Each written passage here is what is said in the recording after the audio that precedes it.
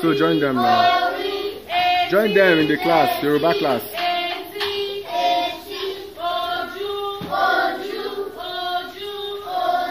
Drop that in.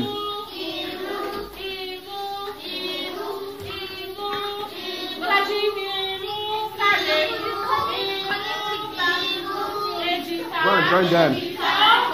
Go and join them over there.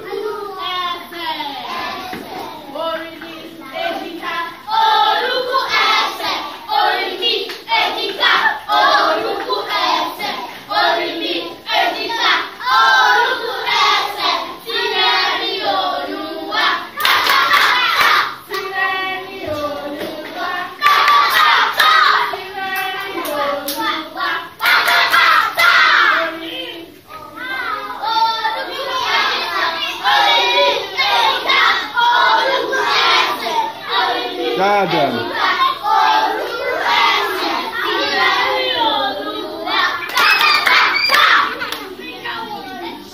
Let's go again, everybody. Are you ready? Are you ready? Yeah. Now tell me, what is this? Okay. Again. Ori. I can't hear you. Ori.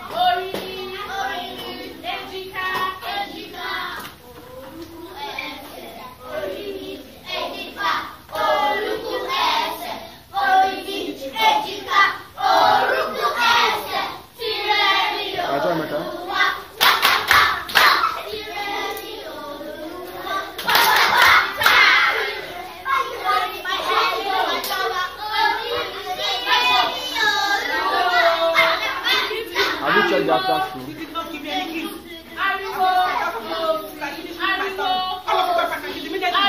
Check the after school.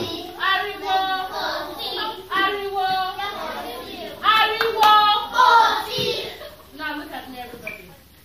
Let's take the song again. I'm still going to sing another song. Do you know the song we're singing? You don't know the song. My head.